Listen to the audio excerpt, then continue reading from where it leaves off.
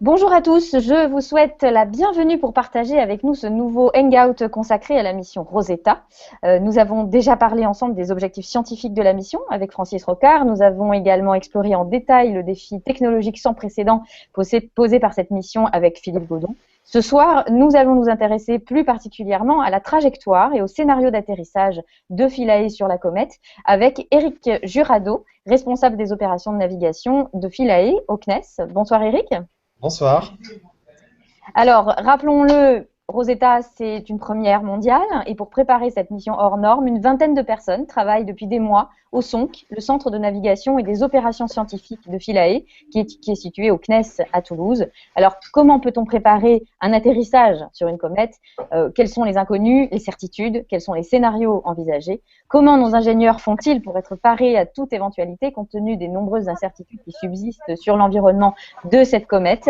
Donc, en direct depuis les locaux du SONC à Toulouse, Éric répondra à vos questions. Mais tout d'abord, je vais demander à chacun des blogueurs de bien vouloir se présenter. On va commencer par Mathilde. Bonsoir. Bonsoir. Alors, c'est dommage, j'espérais passer en dernière pour avoir une idée de ce qu'allaient dire les autres. Très rapidement, je suis là parce que Guillaume m'a invité.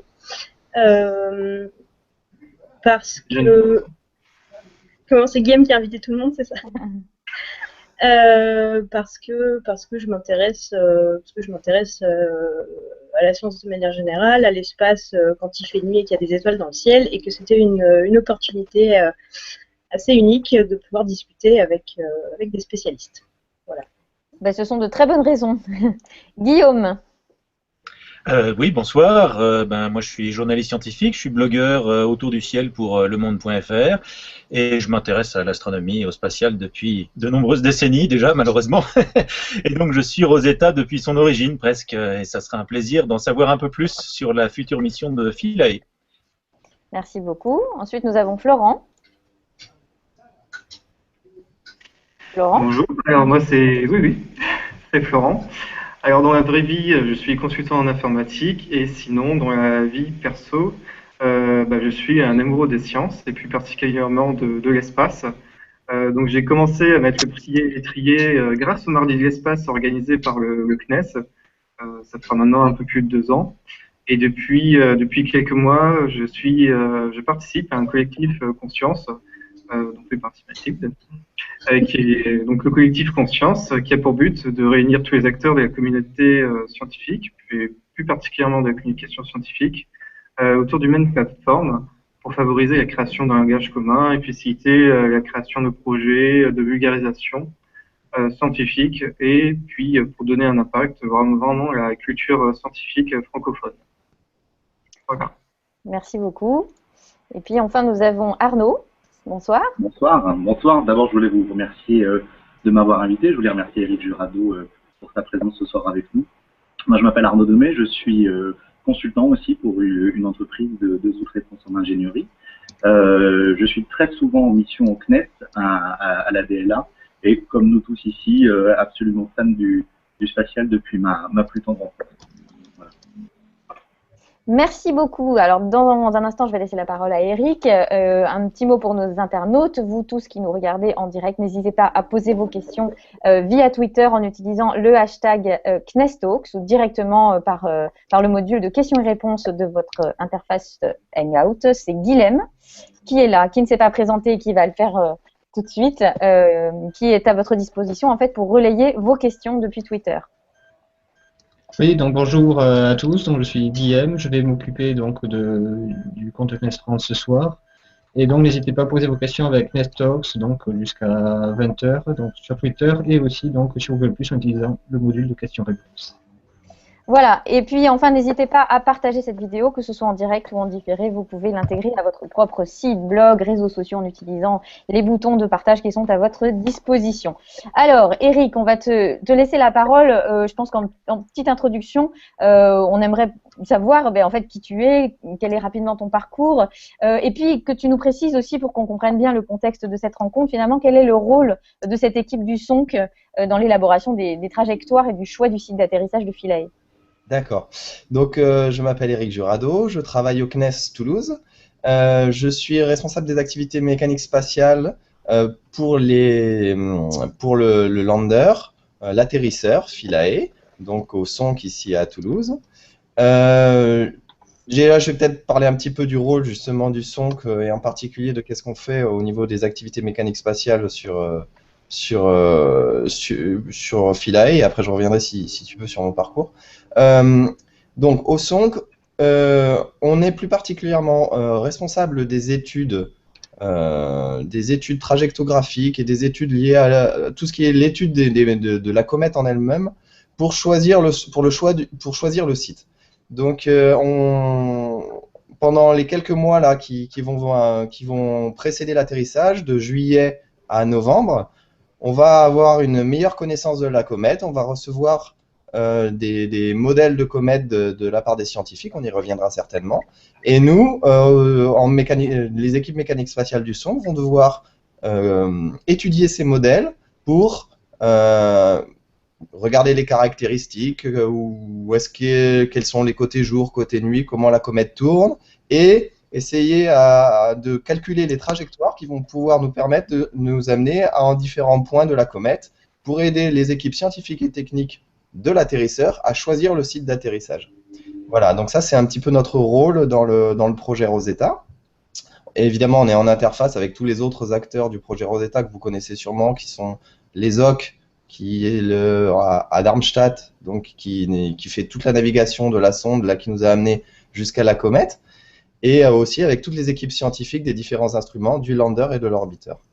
Pour moi, mon parcours, très rapidement, j'ai fait mes études à Toulouse, je me suis très tôt à Toulouse à Super Héros, donc très tôt je me suis focalisé, on va dire, sur le spatial, et ensuite j'ai travaillé successivement, alors ça s'appelait pas Astrium, c'était Astrium Les Mureaux, c'était encore l'aérospatial, et ensuite à Astrium Toulouse, puis au CNES depuis 2002.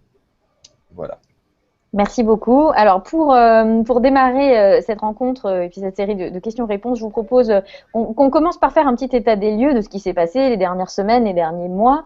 Et Guillaume voulait notamment ouvrir le bal. Oui, bonsoir. Donc, Eric, est-ce que ça serait possible d'avoir un petit résumé de ce qui s'est passé dans les dernières semaines, puisque en fait, il y a eu des étapes fondamentales qui se sont passées dans la mission. Je crois que la sonde a freiné à plusieurs reprises.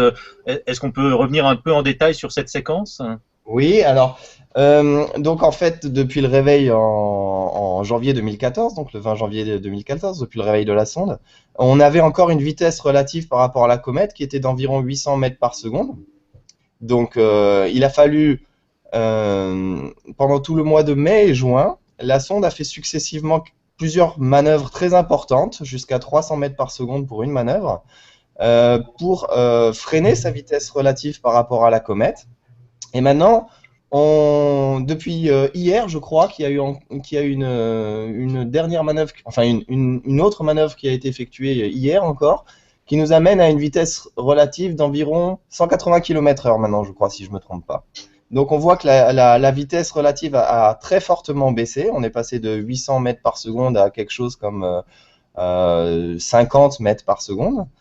Et la distance s'est effectivement beaucoup réduite, puisque maintenant on est à moins de 100 000 km de la comète.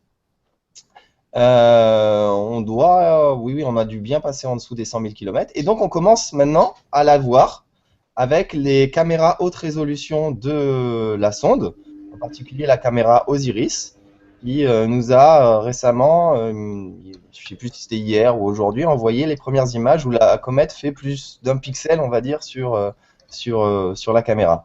Donc on commence à l'observer, on commence à pouvoir estimer sa rotation, ce genre de choses. Voilà. Est-ce que ça répond à ta question ? Oui, tout à fait. Et dans les jours qui viennent et dans les semaines qui viennent, puisque le but c'est de se mettre, d'être au plus près ou presque au plus près de la comète dans moins d'un mois maintenant. Donc voilà. Qu'est-ce qui va se produire ? Comment on va y arriver ? Là, on est dans la phase que les OC donc appellent Near Comet Drift, et on va passer dans la phase de Far Approach Trajectory, puis la phase de Close Approach Trajectory, où on va encore revenir vraiment diminuer cette vitesse relative jusqu'à des vitesses relatives très très faibles de quelques mètres par seconde. Ça, ce sera fait en août, début août. Et là, on pourra dire qu'on sera vraiment en orbite autour de la comète, en quelque sorte. Et donc, à partir de là, va commencer une phase d'observation de la comète. On va se placer sur des orbites autour de la comète qui vont permettre de l'observer. D'abord, de repérer des points caractéristiques à la surface de la comète pour essayer pour essayer de caractériser mieux sa rotation, sa forme. Puis ensuite, on va passer dans une phase qu'on appelle en anglais le global mapping, où on va tourner autour de la comète pour faire une cartographie de 80% de la surface de la comète, où là, on va essayer de repérer toutes les caractéristiques topographiques de la comète qui vont nous permettre justement de choisir les sites d'atterrissage. Et ensuite, quand on aura choisi donc ça va se passer en septembre.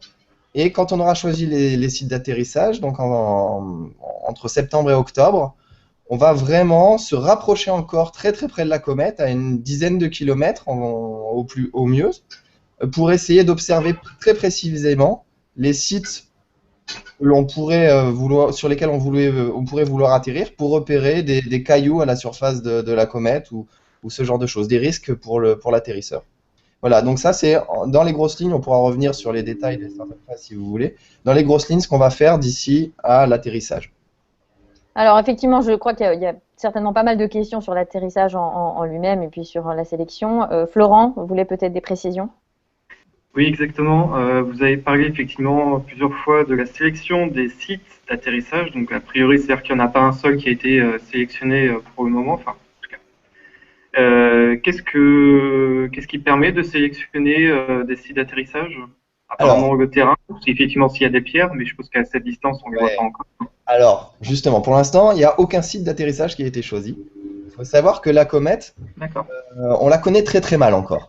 On a eu juste des observations depuis la Terre pour l'instant. Et comme je l'ai dit là récemment, on vient à peine de commencer à observer la comète à travers les caméras scientifiques de la sonde. Donc le choix du site, ça va se dérouler en fait entre fin juillet et mi-octobre. Et dans toute cette phase-là, il va falloir qu'on acquiert plus de connaissances sur la comète afin de choisir les sites qui ne sont pas risqués et éventuellement intéressants scientifiquement. Donc qu'est-ce que ça veut dire? On va avoir plusieurs phases en fait. Quand on sera aux environs de 50-100 km, on va repérer grossièrement, beaucoup mieux effectivement que ce qu'on a actuellement, puisque au mieux on espère voir les détails, voir une résolution d'une vingtaine de mètres. Ça va nous permettre d'avoir une cartographie complète de la comète, et avec cette cartographie complète, on va essayer de choisir 5 sites possibles d'atterrissage. Une fois qu'on a ces 5 sites, la sonde va se rapprocher un petit peu plus de la comète, et on va acquérir plus de connaissances sur les pentes, alors les rochers pas encore, parce qu'on ne sera pas encore assez proche pendant cette phase-là qui se déroulera entre fin août et mi-septembre, mais on pourra avoir une meilleure idée des risques liés à chacun des sites qu'on a présélectionnés. Et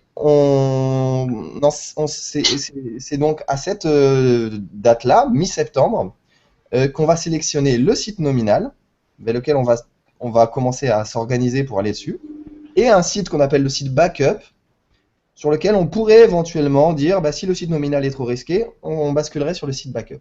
Alors comment on finit par choisir le site nominal? C'est justement dans la dernière phase, entre mi-septembre et mi-octobre, où là, comme vous le disiez tout à l'heure, on va pouvoir observer, on espère, les rochers jusqu'à plusieurs dizaines de centimètres, 50 centimètres, quelque chose comme ça.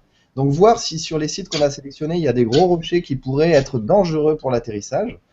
Et grâce à ces dernières observations très proches de la comète, on va pouvoir dire, on va sur le site qu'on a appelé le site nominal, ou on bascule sur le site backup. Voilà. Le processus, c'est celui-là. Donc, une première phase dans laquelle on va présélectionner 5 sites avec des modèles globaux à une vingtaine de mètres de résolution. Puis ensuite, avec un peu plus de données, on on va pouvoir faire des études un peu plus précises. On aura aussi une meilleure estimation de la masse de la comète, que pour l'instant on ne connaît pas du tout. On n'a aucune idée de la masse de la comète. Donc pouvoir calculer des trajectoires un peu plus précises, pouvoir mieux anticiper les dispersions qu'on aura à l'atterrissage, ce qu'on appelle l'ellipse d'atterrissage, c'est-à-dire les dispersions attendues à l'atterrissage pour quantifier les risques. Et ensuite, dans une dernière phase, quand on aura choisi le site nominal, regarder vraiment les cailloux qu'il y a dans cette zone, les cratères, ce genre de choses. Voilà. Alors, Guillaume. Oui, moi j'aimerais revenir un tout petit peu en arrière, enfin c'est pour notre futur, mais en arrière par rapport à ce qui vient d'être décrit, et revenir sur le moment où donc la sonde Rosetta va se mettre entre guillemets en orbite autour du noyau, c'est-à-dire début août. Et Ouais. si j'ai bien compris, en fait, elle ne sera pas réellement en orbite, parce que nous on a depuis l'origine du spatial l'idée d'une sonde qui se met en orbite autour d'une planète, elle a une orbite elliptique, etc. Alors que là, en fait, elle va plus accompagner le noyau. Et ce que j'aimerais savoir, c'est qui va décider, parce que c'est le sonde qui va faire toutes les manœuvres pour observer la comète et choisir les premiers sites, etc. Mais qui va décider donc du moment où la sonde va faire un petit crochet par ici, un autre par là, un plus haut, un à droite, un à gauche? Comment ça va se passer cette étape-là? Alors, donc c'est pas le son qui va choisir. Les stratégies ont été définies en coopération avec nos collègues de l'ESA, de l'ESOC. C'est eux qui définissent la stratégie de mise en orbite et d'observation de la comète. Donc cette phase est déjà définie. Effectivement, on ne peut pas dire véritablement qu'on est en orbite dans cette première phase où on est à une centaine de kilomètres, puisqu'on n'est pas encore tout à fait dans ce qu'on appelle la sphère d'influence de la comète. Peut-être que je ne sais pas si on peut montrer des images, Séverine. On peut tout à fait, si tu me dis laquelle tu veux voir. Ça pourrait être intéressant. Je fais juste un lien avec. Voilà. Il y a une image que je t'avais envoyée qui est Comet Characterization. Tout à fait. C'est Donc, pas très grand, mais voilà. donc, par rapport à ce que. Je ne sais pas si on se tutoie ou si on se vous voit sur. Oui. On se tutoie sur les Hangouts, c'est beaucoup plus simple et c'est plus Par rapport à convivial. ce que tu disais, Guillaume, donc effectivement, c'est pas du tout des orbites de type elliptique autour de la Terre, en fait. Voilà, ça, c'est les orbites qu'on va voler quand on va arriver dans la première phase de caractérisation de la comète. Donc là, c'est des arcs d'hyperbole, en fait, autour de la comète. Et on fait des manœuvres presque à angle droit. La première pyramide est à une centaine de kilomètres de la comète, la deuxième à une cinquantaine. Donc ça, c'est des sorties de l'ESA. En restant côté jour, comme ça, on peut observer la surface de la comète. Et comment on peut voler des orbites comme ça? Et bien, tout simplement parce que la masse de la comète est très très faible. Donc, sans rentrer dans les détails des calculs, mais la vitesse orbitale autour de la comète est de 1 mètre par seconde. C'est-à-dire la vitesse d'orbite autour de la comète, le racine de mu sur r, pour ceux qui sont un peu scientifiques, est de 1 mètre par seconde. Donc, en faisant une manœuvre de quelques mètres par seconde, on peut faire des manœuvres à angle droit, des orbites carrées, en fait. D'accord? Je ne sais pas si je suis clair. Donc, ça nous permet de faire des orbites assez atypiques. Et on va se rapprocher progressivement. Ensuite, Séverine, si tu prends la deuxième image qui s'appelle GMP.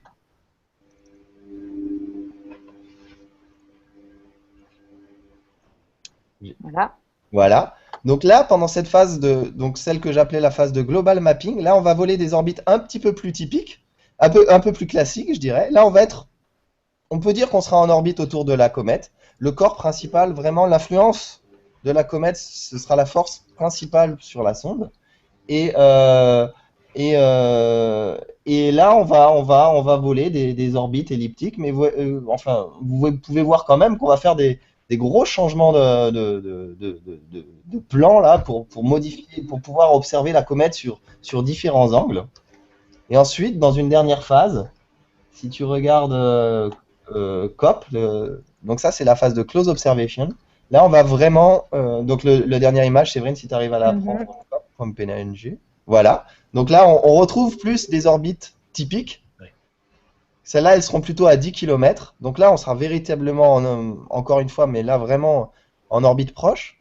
Et là, on va pouvoir observer, en particulier sur la dernière, très très proche, la comète. Et tout ça, ça a été déjà défini par nos collègues de l'ESA. Et il n'y a pas de raison que ça change d'ici l'arrivée. Ça va être enclenché là dans les semaines qui viennent. Voilà.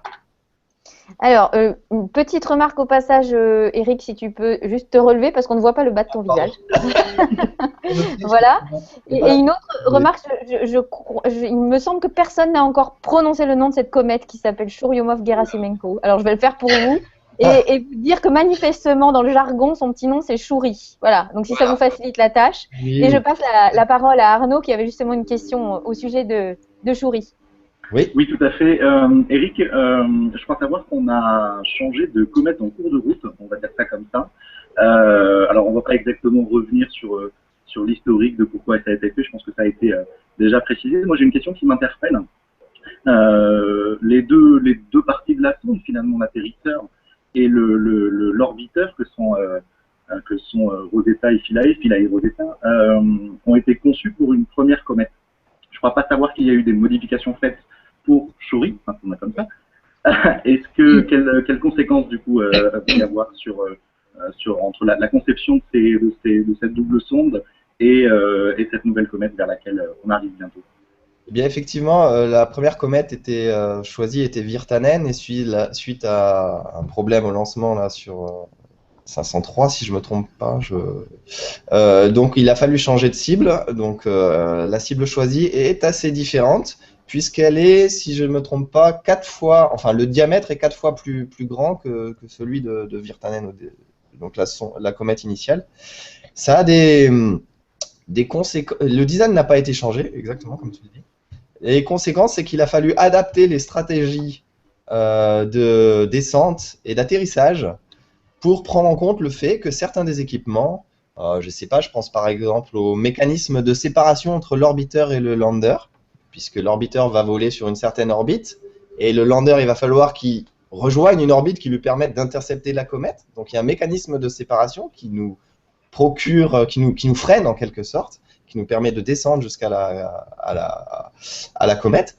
Et ce mécanisme était designé pour Virtanen. Et il a fallu prendre en compte le fait que les caractéristiques de la comète Churyumov-Gerasimenko n'étaient pas forcément les mêmes, et donc modifier quelque peu les stratégies pour les trajectoires d'atterrissage. Merci.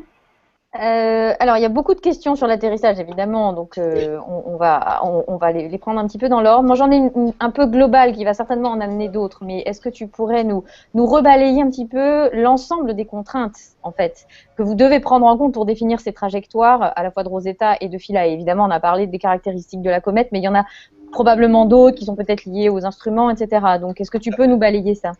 Alors, il y a une contrainte assez simple à comprendre qui est une contrainte d'illumination. Il nous faut nous poser dans un endroit où la durée du jour est au moins la moitié de la rotation de la comète. Donc typiquement, cette comète a une rotation de 12 heures. Ça, je crois qu'on en est à peu près sûr maintenant. Donc il nous faut un endroit où la durée du jour est d'au moins 6 heures. Pour deux raisons. La première, pour la raison principale, c'est que je ne sais pas si vous avez bien en tête l'atterrisseur lui-même, mais il est couvert de panneaux solaires. Donc, il nous faut une durée du jour suffisante pour pouvoir recharger ces batteries avec les panneaux solaires. Donc, il nous faut une durée du jour de plus de 6 heures. C'est la contrainte qui nous a été donnée, dans la spécification qui nous a été donnée. Oui, voilà, l'image là, on peut voir là, effectivement, on a une idée de l'atterrisseur. Alors, par contre, on nous demande aussi d'avoir au moins 30 minutes de nuit, au point où on atterrit.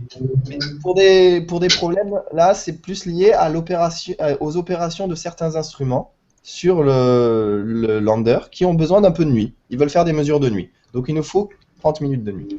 Après, on a des contraintes qui sont plus liées au design de l'atterrisseur lui-même. Par exemple, il y a des pieds pour atterrir, d'accord, qui se déploient juste après la séparation, et ensuite on va se poser sur ces pieds.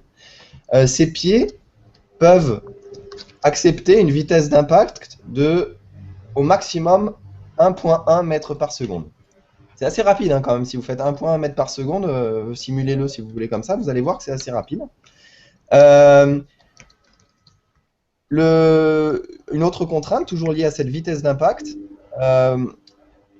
on doit détecter, le lander doit détecter l'atterrissage afin de lancer par exemple un harpon qui va nous fixer au sol. Vous savez que sur des petits corps comme ça, en microgravité, le risque principal c'est de rebondir après l'atterrissage. On se pose, on rebondit. Donc il y a un harpon qui est lancé au moment de l'atterrissage et on doit détecter l'atterrissage.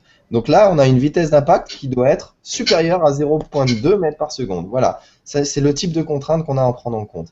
On a des contraintes aussi sur la façon dont on va se poser, c'est-à-dire qu'il ne faut pas se poser trop penché, parce qu'il faut que même si on se pose sur un pied, on puisse retomber sur nos autres, on puisse retomber de façon, je vais essayer de le simuler comme ça, voilà, il faut se poser à peu près à 30-40 degrés d'angle comme ça, pour pouvoir retomber sur nos pieds après atterrir. Si on se pose comme ça, on risque de retomber sur la tête, et là, c'est fini.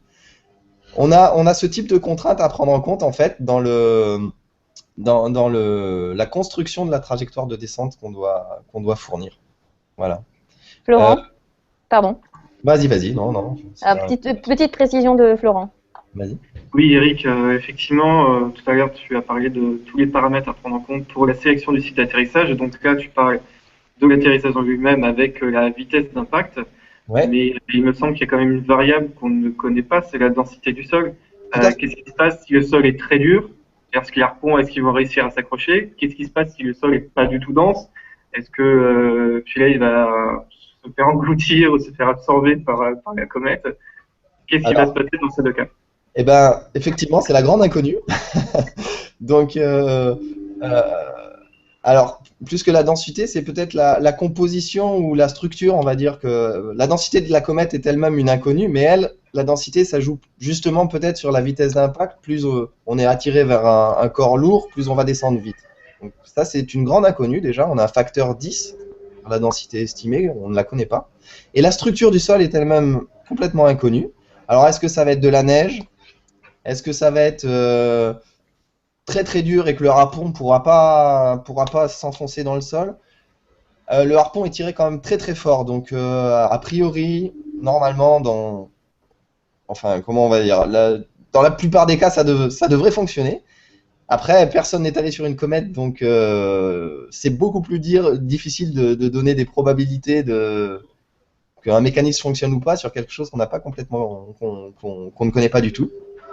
Il y en a même qui parlent de structure, enfin, un de nos lead scientists, Jean-Pierre Bibring, avait lancé comme ça la notion de crème catalane pour la structure de la comète. Donc ça, c'est aussi un risque, effectivement, si on a une couche qui est dure et juste dessous, c'est poreux ou mou, j'en sais rien, on peut très bien s'enfoncer dedans.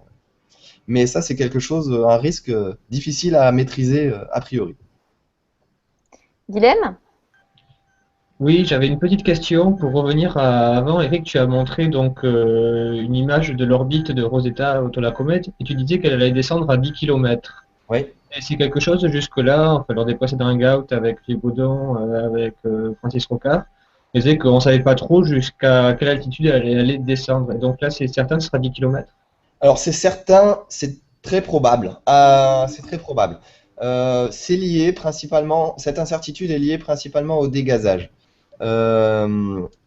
Donc, vous savez que la comète donc sous l'effet de la chaleur du Soleil, en fait, du gaz, il y a des matériaux qui s'évaporent à la surface de la comète, et il y a du gaz qui entoure la comète qui crée donc cette chevelure qu'on voit de la Terre. Et en fait, ça, ce sont des particules comme une petite atmosphère autour de la comète, qui vont beaucoup perturber l'orbite de la sonde quand elle va s'approcher de la comète. En fait, on a des grands panneaux solaires sur la sonde et on est comme une voile solaire qui va voler dans un flux comme ça de particules et ça va beaucoup nous perturber notre orbite.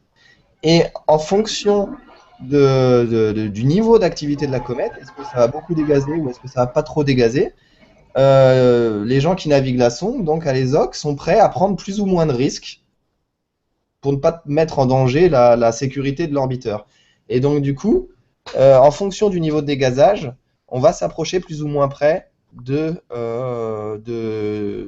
comment dirais-je, de la comète. Mais cette phase à 10 km est quand même très importante pour nous, pour la sécurité du lander, vu que c'est celle-là qui va nous permettre d'avoir des caractéristiques précises des cailloux, tout ça. Donc il est quand même probable que tout le monde s'arrangera pour qu'on puisse la voler. Mais bon, voilà. Pour l'instant, il n'y a pas de certitude à 100%, mais elle est quand même très probable. Mathilde avait une question depuis tout à l'heure. Oui.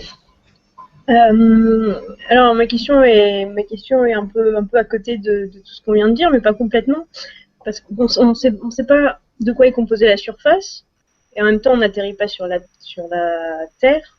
Alors comment on appelle un atterrissage qui est sur une comète? Ah, ça je ne sais pas justement, un accométissage. C'est pas joli, hein. Nous, c'est bien pour ça, c'est pas joli du tout. Et du coup, nous on dit atterrissage en fait au CNES. Atterrissage. Landing, même en anglais, donc atterrissage. Oui, voilà. C'est à ça que je pensais. Landing, c'est Voilà. plus facile. Parce que ça concerne le matériau.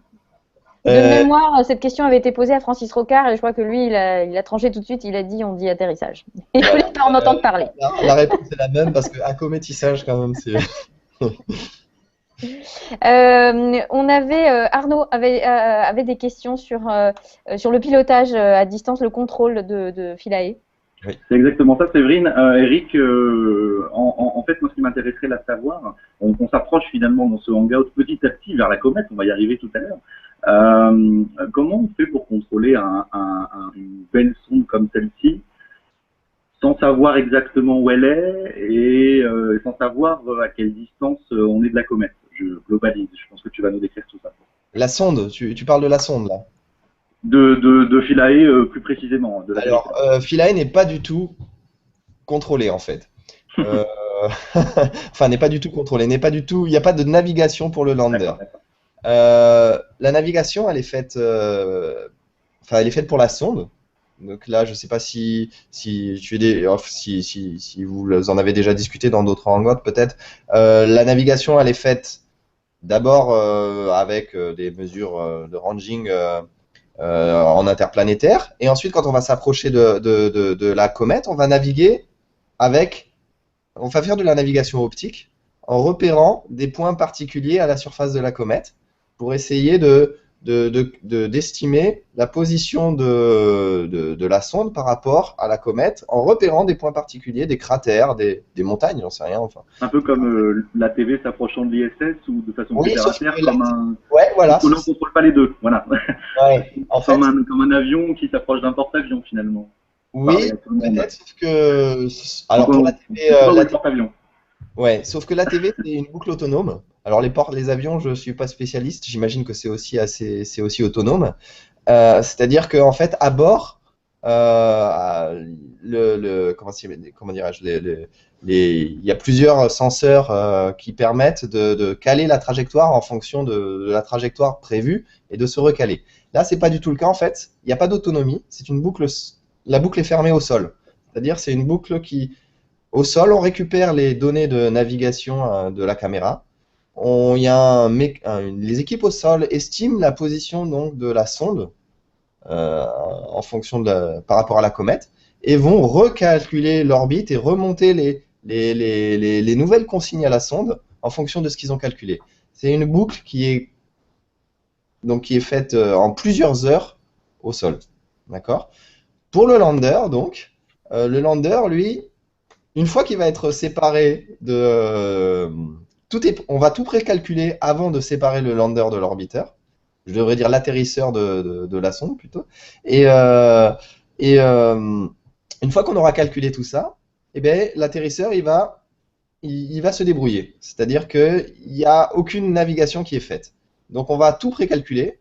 Et après, il va descendre tout seul en espérant qu'il va suivre la trajectoire qu'on avait calculée pour lui.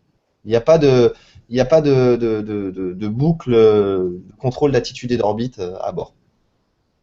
On parlera un petit peu des risques, peut-être à la fin de cette rencontre justement, c'est-à-dire qu'est-ce qui se passe après, c'est-à-dire qu'est-ce qui peut se passer éventuellement après. Je sais que Mathilde avait notamment une question. Moi, j'ai vraiment une curiosité. Est-ce que cette mission et ces calculs de trajectoire que vous faites là au SONC en ce moment, est-ce que ça ressemble à quelque chose que vous avez déjà fait par le passé sur une autre mission spatiale, ou est-ce que c'est complètement inédit?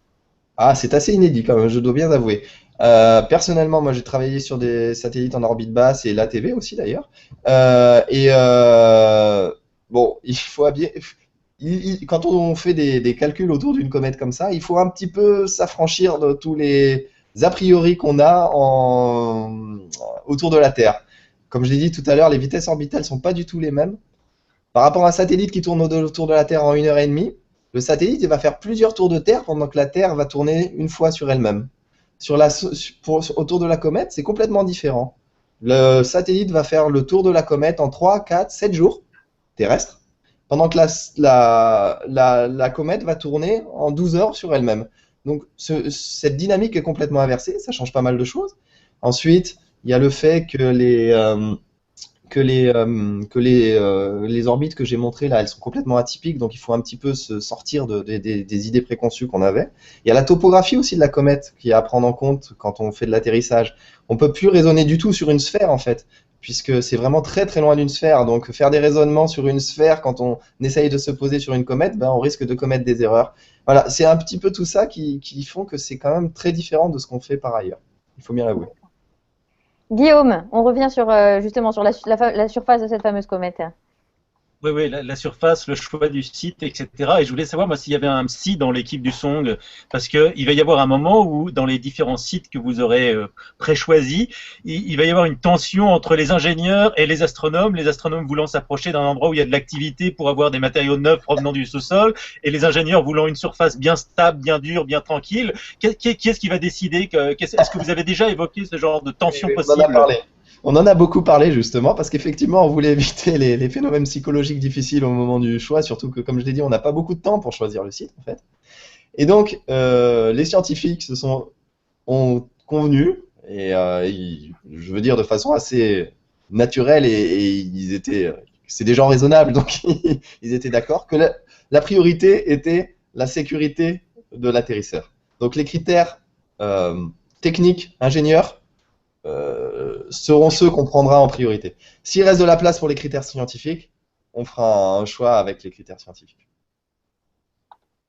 Mais c'est vrai que c'est une très bonne question, c'est une question qu'on s'est posée très tôt quand on a commencé à réfléchir à ça. Et au fur et à mesure qu'on s'apercevait qu'on avait beaucoup de contraintes et beaucoup de risques liés à la mission, on a évoqué cette question avec nos scientifiques, justement. Et d'un point de vue scientifique, est-ce qu'ils ont déjà émis un certain nombre de préférences, on va dire, de critères favoris Ah oui, alors là, il y a une liste énorme. Ils sont pas tous. D'ailleurs, il faut bien le dire que tous les scientifiques sont pas d'accord entre eux sur est-ce qu'il faut aller dans une zone sombre, une zone claire. Il faut se poser là où il y a de la glace, là où il n'y a pas de glace, là où c'est actif, là où c'est pas actif. Enfin, en fonction des instruments, effectivement, les demandes sont peut-être pas forcément les mêmes. Mais on a effectivement une liste de critères scientifiques pour la sélection du site, mais encore une fois, ils viendront une fois qu'on aura présélectionné les sites sur des critères techniques. Mais est-ce qu'ils sont compatibles avec les critères techniques? C'est quand même ça la question. Oui. Pour dire, les premiers critères scientifiques reprennent exactement les critères techniques. Donc, en gros, ce que disent les scientifiques, c'est déjà, posez-nous de façon sûre à un endroit où on puisse faire de la science, et que le lander marche nominalement. Ça, c'est notre première des contraintes. Donc, ça rejoint un petit peu nos contraintes techniques quand même beaucoup. D'accord. Voilà. Mathilde, vous voulez rebondir sur une question précédente sur l'atterrissage? Ah, Mathilde, votre micro est débranché. C'est dommage. Ça marche mieux comme ça? Oui. Quelque chose que j'ai pas tout à fait compris, c'est l'atterrissage se fait sans pilotage humain. Voilà, mais en réagissant aux conditions environnementales, non? Oui. Alors, donc effectivement, on ne peut pas dire qu'on réagit. En fait, on va prendre en compte les conditions environnementales avant, et on va essayer de calculer la stratégie et la trajectoire qui nous amènera, la trajectoire qui nous amènera au sol en prenant en compte ces contraintes. Je ne sais pas si je suis clair là. Donc ça veut Donc dire il y a plusieurs scénarios voilà. et l'atterrisseur choisira le scénario qui Alors correspond aux l'atterrisseur conditions. ne choisira rien du tout en fait. Nous, on va sélectionner en fonction des contraintes le scénario qu'on va lui demander d'exécuter. On va tout changer à bord et il va l'exécuter. Comme je l'ai dit, il y a très peu, il n'y a pas d'autonomie à bord de cet atterrisseur, donc il va juste exécuter ce qu'on lui a demandé. Et on ne pourra pas du tout réagir en temps réel, parce que de toute façon, les communications, on est à 3 unités astronomiques, prennent 25 minutes. Donc il n'y a aucun moyen de réagir à quoi que ce soit en temps réel, c'est pas possible. Donc une fois qu'on aura tout chargé à bord, on va laisser la séquence s'exécuter jusqu'au sol. Et on croise exactement, voilà. Et on croise les doigts pendant plusieurs heures. Comme voilà. Alors justement, on croise les doigts. Donc on croise les doigts. Mais si jamais ça ne se passe pas comme prévu, je vous propose qu'on fasse une petite séquence. Qu'est-ce qui pourrait se passer? Qu'est-ce qu'on fait si jamais tel scénario se précise, etc. Alors peut-être Guillaume, je sais qu'il avait pas mal de questions. Alors, justement, dans le dernier hangout avec Philippe Godon, il avait évoqué le problème qu'il y aurait s'il y avait une activité de dégazage un peu trop intense et que la sonde ne puisse pas s'approcher à environ, on va dire, moins de 30 km. Et que dans ces cas-là, normalement, ça serait pas du tout nominal pour larguer Philae. Qu'est-ce qui se passe dans ces cas-là? On abandonne tout, on rentre à la maison? Non, je pense qu'abandonner tout, ce serait... enfin... Personne ne l'a jusqu'ici évoqué, j'espère que ne pas larguer le lander serait quand même, là, je pense, quelque chose de... Enfin, c'est personnel, mais quand même un petit échec quand même. Donc, si jamais vraiment ça dégaze vraiment beaucoup, ce qui est plus ou moins prévu pour l'instant, c'est d'atterrir un petit peu plus tôt. Un mois plus tôt, en gros. Donc, ça veut dire que toute la phase très proche, là, où on va observer très finement les sites qu'on a choisis pour voir s'il y a des cailloux et ce genre de choses, on pourrait la supprimer et dire, on va se poser mi-octobre au lieu de se poser mi-novembre. On sera un petit peu plus loin du soleil, ça dégazera un petit peu moins, on gagnera un petit peu de sécurité, mais il faudra bien considérer le risque qu'on induit en n'observant pas de près les sites sur lesquels on va aller. Et par contre, la stratégie de séparation et de descente sera exactement la même. C'est-à-dire que la sonde s'approchera toujours aussi près de la comète pour nous larguer. Elle ne restera pas à 30 km pour nous larguer, c'est pas possible. Elle va s'approcher jusqu'à quelque chose comme 5 km. Voilà. Donc il est prévu que si vraiment ça dégaze beaucoup, qu'on avance l'atterrissage afin de gagner un petit peu de temps par rapport à ce dégageage. Voilà. Mathilde? Oui, un peu naïvement, moi j'imagine cet atterrissage comme quelque chose qui va tomber avec un parachute, j'imagine vraiment quelque chose de très enfantin avec comme un matelas en dessous. Je vois pas j'ai pas d'idée de ce qui pourrait mal se passer pendant cet atterrissage. Donc, ma question c'est quoi les différents scénarios possibles? Je sais pas si tu peux mettre l'image SDL Séverine, juste pour qu'on ait justement une idée de comment ça se passe. C'est un dessin, encore une fois, très enfantin qu'on a. Enfin, très enfantin, très schématique, hein, c'est pas du grand. Mais juste pour effectivement que tu t'aperçoives que ça correspond plus ou moins à ce que tu imagines, sauf qu'il n'y a pas de parachute parce qu'il n'y a pas d'atmosphère. Donc, c'est de la chute libre, en fait, quasiment. D'accord. On est séparé de la sonde, là, et puis on va descendre jusqu'à la surface. Qu'est-ce qui pourrait mal se passer? Plein de choses. Parce qu'en fait, comme on connaît très mal, le problème, c'est qu'on connaît très mal la comète. Du coup, c'est nos calculs qui pourraient ne pas être tout à fait bons. Et dans ces cas-là, on pourrait se poser assez loin de là où on pensait atterrir. Et au lieu de se poser dans un endroit plat, on pourrait se poser dans un endroit où il y a une grande pente, où il y a des cailloux. Et le risque, c'est de se retrouver avec un pied en l'air ou sur le dos ou ce genre de choses.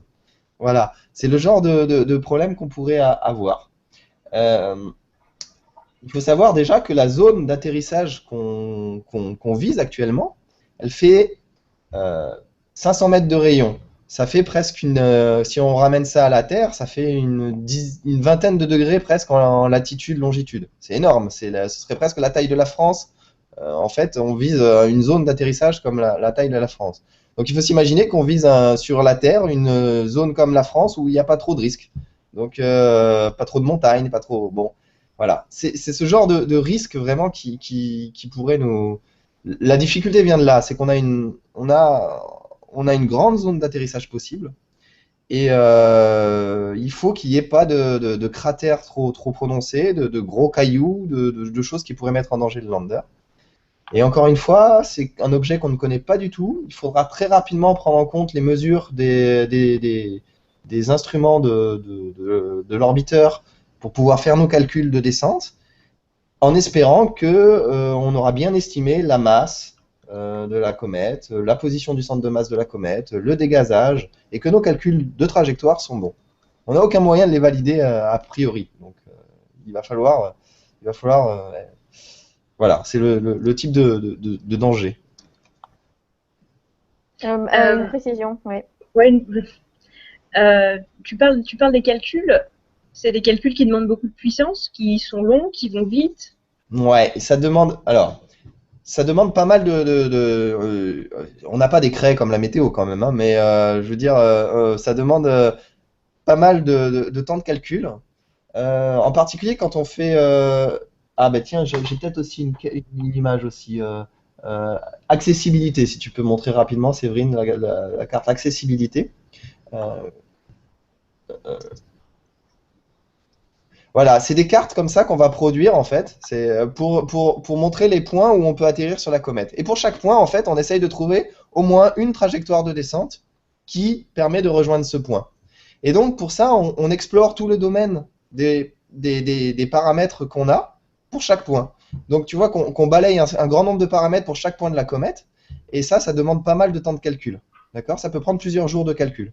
La difficulté là aussi, c'est que on a entre le moment où on reçoit les modèles et le moment où on doit choisir le site, on n'a pas plus de 8 à 10 jours. Et donc, on doit faire des calculs longs dans un temps court.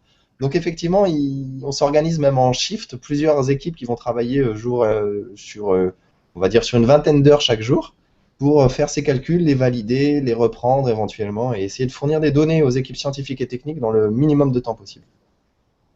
Arnaud ? Oui, Eric, on sort en fait d'une mission américaine qui s'appelle Deep Impact, où là c'était, passez-moi l'expression, un pénétrateur qui venait percuter violemment une comète et qui du coup permettait d'étudier ce qui en sortait. Il y a de magnifiques photos qui sont sorties après de son astéroïde, de son orbiteur, tout à fait. De la même façon, et en allant plus loin, on va envoyer sur Mars InSight, qui lui est un super joli atterrisseur. Là, j'ai l'impression qu'on prend la solution la plus complexe pour atterrir sur l'élément le plus compliqué. C'est pas faux. Et qu'est-ce que du coup on peut... Voilà, en fait, ma vraie question derrière, pourquoi pas refaire un pénétrateur dans cette comète? Alors, parce que le but du lander n'est pas de faire comme pour les astéroïdes, seulement de creuser un trou là et d'étudier ce qui en ressort. Il y a une dizaine d'instruments sur l'atterrisseur qui vont prendre des mesures, pas que des mesures de la composition du sol, la mesure du champ magnétique. Il y a un instrument qui est à la fois sur l'orbiteur et sur le lander qui s'appelle CONCERT, qui fait en gros du radar à travers la comète. Donc l'éco-radar, enfin on va mesurer enfin, il fait donc, excuse-moi. Et il va faire des mesures radar entre le lander et l'orbiteur, mais en traversant toute la comète afin d'étudier la composition du noyau. Avec un pénétrateur, ce serait pas possible d'aller jusqu'au noyau, en fait. Voilà. Il y a ce genre de choses, cette notion du fait que les mesures in situ du lander vont venir compléter les mesures de l'orbiteur. C'est d'ailleurs l'origine du nom, il a dû vous le dire, Philippe. Philae complète les mesures de Rosetta, comme pour... voilà. Donc, vraiment, on essaye d'avoir un aperçu le plus complet possible de la comète avec cette mission. Et l'autre chose qu'on peut dire aussi, même si on n'est pas tout seul, c'est qu'au CNES, on n'aime pas faire ce que les autres ont déjà fait. Oui, et bon, je sais pas mais là, on n'est vraiment pas tout seul. Arnaud avait une question. Ah non, c'était pas Arnaud, pardon, c'était Guillaume, excusez-moi.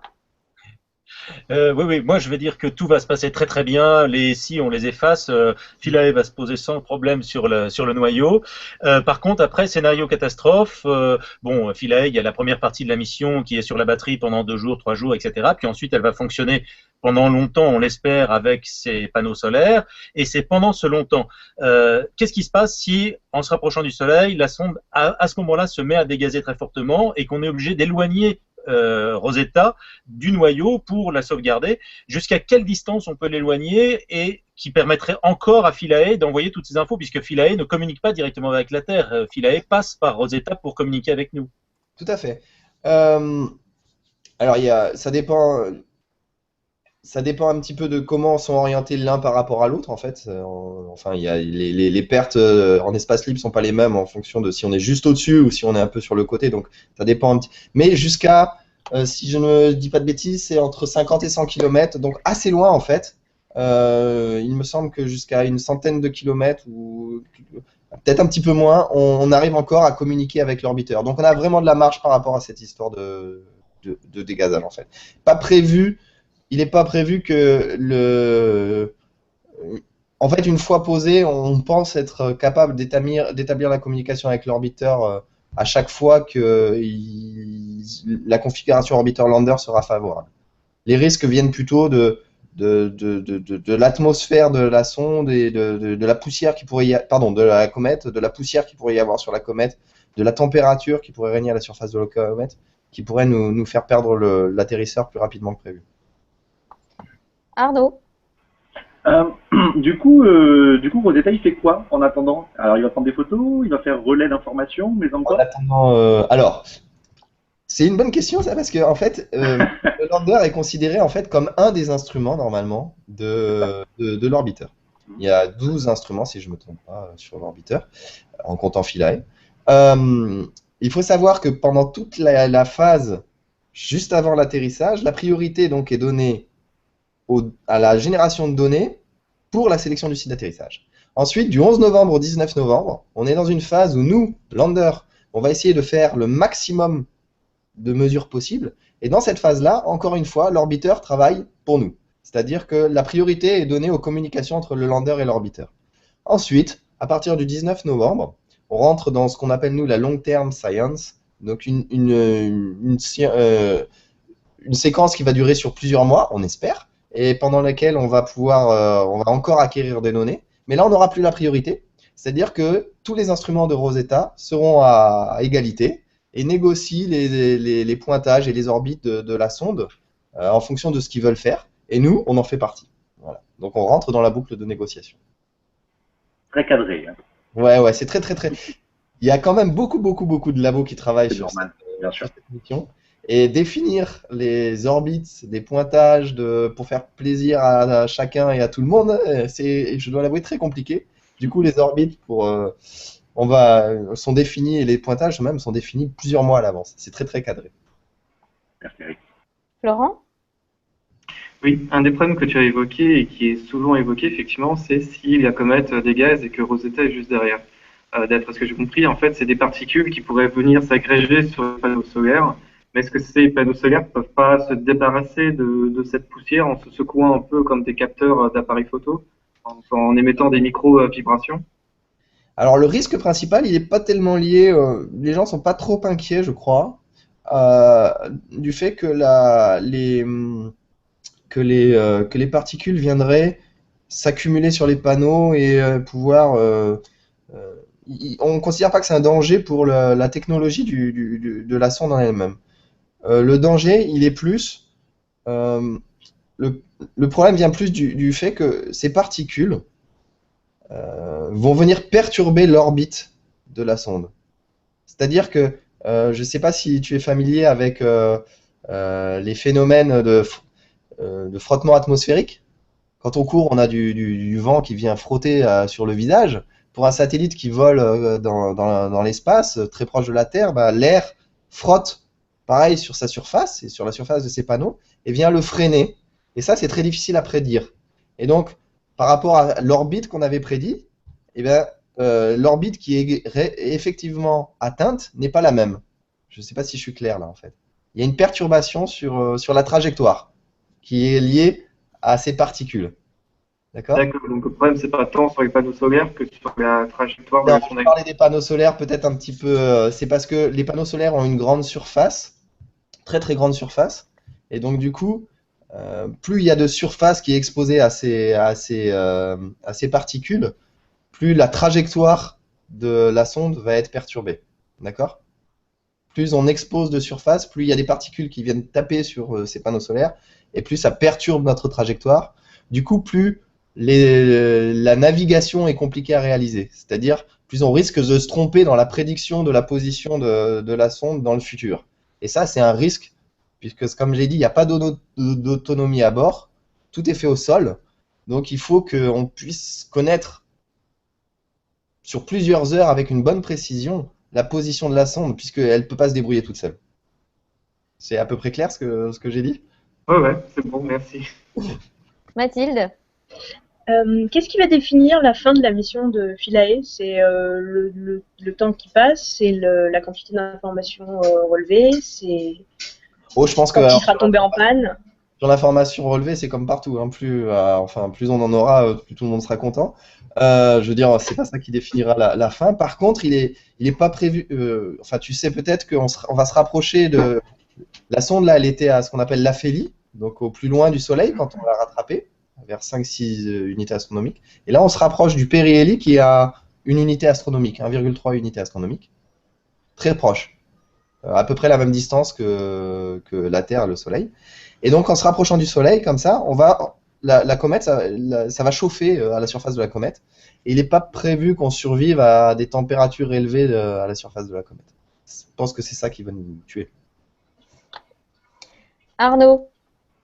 Alors, je crois qu'on arrive quasiment au terme de ce hangout. Exactement. Je reste persuadé que ça va super bien se passer pour l'ensemble des équipes qui ont travaillé sur ce projet depuis si longtemps maintenant. Et je vous souhaite bonne chance. Mais j'ai une dernière question et vous allez voir, elle est super optimiste. Si on se plante complètement, on recommence quand? Alors là, ça c'est pas à moi qu'il faut poser la question. Si tu demandes, ce serait demain. Moi, je suis prêt à re-signer, hein, mais il n'y a pas beaucoup de missions. Bien sûr. Alors, c'est très long pour y aller, mais est-ce pas. que techniquement, maintenant, c'est mieux faire un peu? Oui. Techniquement, Voilà. bien sûr, mais il faut voir quand même que la sonde a volé pendant plus de 10 ans. Ouais. C'est des technos qui ont été faites dans les années 90, donc. À l'époque, la connaissance même des comètes n'était pas celle qu'on a actuellement. Donc, si on s'était à refaire, probablement qu'on referait différemment. Mais bon, voilà, on a fait avec ce qu'on a pu, avec ce qu'on savait à l'époque. Il faut suivre. Donc, il y a Hayabusa 2 qui va vers un astéroïde bientôt. Et ensuite, il y a une mission américaine qui s'appelle Osiris-Rex qui va atterrir. Là, c'est carrément le satellite qui va atterrir sur un astéroïde. Par contre, sur une comète, pour l'instant, j'en connais pas d'autres, donc on espère que ça va marcher. Alors effectivement, on arrive au terme de cette rencontre. Moi, j'ai une petite question, peut-être un tout petit peu plus personnelle pour conclure. C'est quoi finalement le quotidien d'Éric Jurado et de l'équipe du SONC quand on travaille sur une mission où en fait presque rien n'est figé jusqu'à la dernière minute? C'est quoi l'ambiance au quotidien? Comment est-ce que vous vivez ça? Oh bah on le vit bien, mais c'est vrai que ça rajoute un petit peu de, comment dire, on est moins sûr de nous que sur des missions plus classiques où on a l'habitude enfin nous au moins au CNES, de tout valider, de tout bétonner, d'être sûr de tous les cas possibles et si jamais il y a un cas qui marche pas bien, on a déjà le cas prévu pour contourner le cas qui marche pas bien. Ici on pense qu'on va être beaucoup plus obligé d'improviser et donc on se prépare à ça. On a quand même réalisé des tests avec, par exemple, nos collègues de l'ESA ont fabriqué un modèle de comète issu d'un jeu vidéo et sur lequel on a exercé tout le processus de choix du site. Il y a des images qui ont été générées, on a eu des discussions sur la comète, donc on a fait comme si c'était la vraie vie. Ça s'est fini là en juin récemment. Et là, on finit de préparer tout ce qu'on pense être nécessaire, mais en sachant qu'on garde à l'esprit quand même que probablement ce sera différent de ce qu'on attendait au départ. Voilà. Bon, merci beaucoup, Eric. En tout cas, on a bien compris que c'était un énorme défi d'adaptabilité, en fait, si on peut dire, hein, pour vous, et que bah, de toute façon, quelle que soit l'issue de cette mission, dont on est sûr qu'elle se passera bien, on n'en sortira que grandi. Ça, c'est une certitude. Dire ça. On arrive au terme donc de ce troisième CNES Talks sur Rosetta. Nous y reviendrons à la rentrée. Merci Eric d'avoir pris le temps de répondre à nos questions. Merci évidemment à vous tous, les participants qui ont passé cette heure avec nous. Bien sûr à tous les internautes qui ont regardé en direct. Merci aussi à Guilhem qui a préparé cette rencontre avec vous. Les CNES Talks se font une pause durant l'été, mais l'activité spatiale ne s'arrête pas puisque, comme on l'a dit, Rosetta se mettra en orbite donc autour de Choury, donc en août, si j'ai bien compris, et un événement que vous pourrez aussi largement suivre, et de façon générale, vous pourrez suivre cette mission à l'occasion de la Nuit des Étoiles, sur tout le territoire. Je crois qu'il doit y avoir quasiment 300 sites en France qui sont activés, qui seront dédiés à la mission Rosetta. Ce sera les 1er, 2 et 3 août, donc avec le CNES. Voilà, et en attendant, vous allez pouvoir revoir l'intégralité de cette rencontre sur notre page Google+, dès maintenant. Très bel été à tous, et surtout, restez connectés.